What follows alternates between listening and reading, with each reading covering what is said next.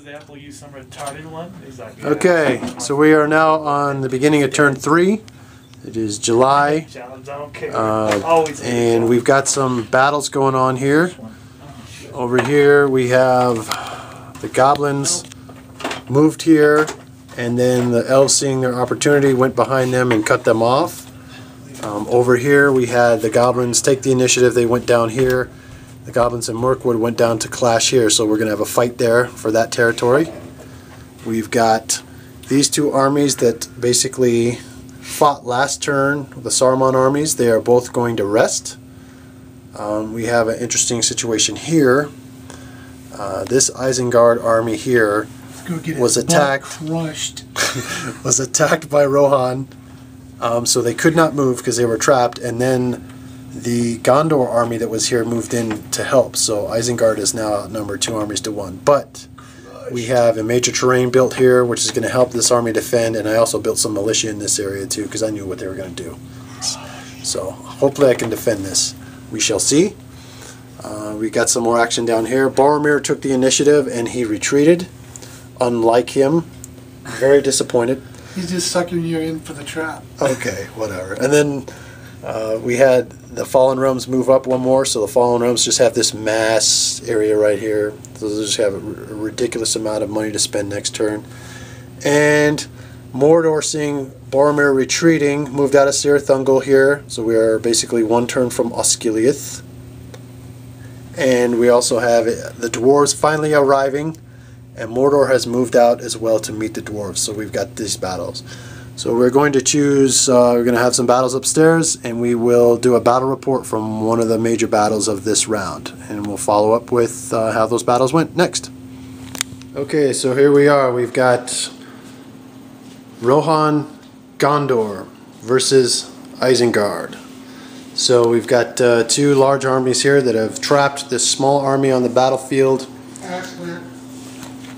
And so here on Rohan we've got King Theoden here with some Royal Guard. We've got Erkenbrand here with some riders. And then we also have another warband of a Gondor captain with a bolt thrower. For Gondor we've got Captain of Gondor with 12 riders. Then we have a Knight of the White Tower with 3 more riders, 5 Rangers, and 4 Men of Gondor.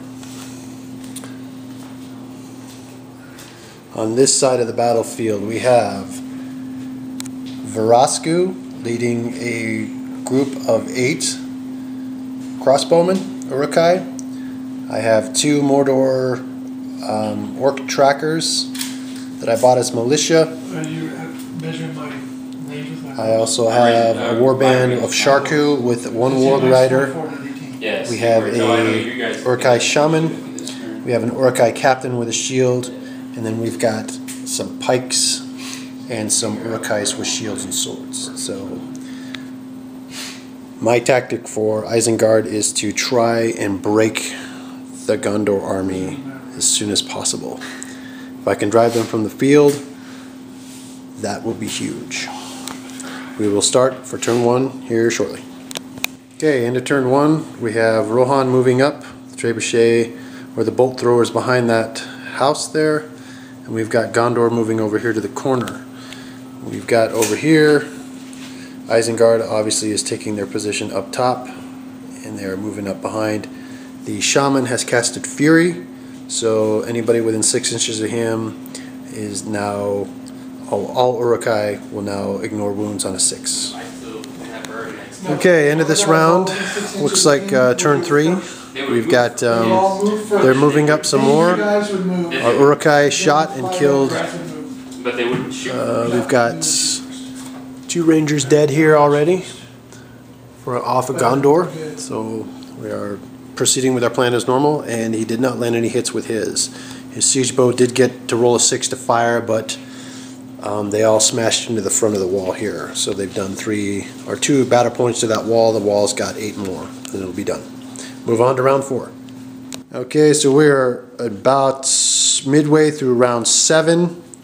As you can see, Rohan has finally hit my flank. but I am ready for him. So I've got 2 deep and 3 deep with these pikes against the initial charge of Royal Guard and Erkenbrand. I got this guy, my Sharku, and a Warg Rider with some Uruk-hai ready to protect me on this flank. Gondor's army is still back here, and these archers are all about dead. I've got some of these crossbowmen still ready to fire, and Vrosku's moved over this way so we can start to plan to shoot his banner bearer. Other battles on the world map, we're getting ready to start the Mirkwood and the Elves. The Elves have brought Elrond and 8 Galadrim warriors with shields and spears, and the King of the Dead with 4 Army of the Dead. So these guys have some stones because they are charging this. Just craziness. We got a Nazgul, we got the Goblin King, just a bunch of pikemen, some orcs over there, and an orc shaman. So we shall see how this battle goes. Okay, we're probably at the end of turn 11 here. Looks like Gondor is coming in. You got a whole bunch of cav coming in. You got a small group of Uruk-hai ready for them. This wall here is holding on. We got them preparing for the charge again. Some guys down on their backs, and we're ready for the next turn. Okay, so we're at the end of the battle, and Rohan and Gondor have defeated the Uruks. Basically, what's left on the field here that you're seeing is the Gondor units. They came in and hit the flank, did their job. This is what's left of Theoden's host. There's only, looks like, we've got the siege bow there, and Theoden, Erkenbrand, and 3 riders. There's the casualties, but unfortunately we lost quite a bit. Last couple of turns I lost my shaman and my Uruk-hai captain and Vrosku. So this is what is left of the measly Isengard army that once was. Okay, we are wrapping up turn 3, beginning turn 4. So the conclusion of turn 3, just to recap, the Elves moved down here and Moria moved out this way. The Elves went into Moria here, and the Misty Mountains was able to drive them back. Isengard held their ground here. These 2 armies rested. Gondor and Rohan defeated Isengard, and Isengard retreated to Fangorn. Down here we have the Dwarves knocking on Mordor's door. The Dwarves defeated Mordor and they retreated here. Mordor has moved out of Cirith The Fallen Realms are maneuvering here and here, their armies.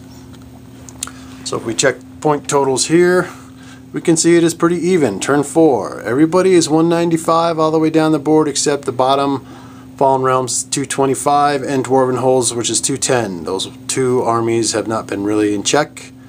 Fallen Realms and Dwarven Holes. So otherwise it's a pretty even match. Pretty good game so far.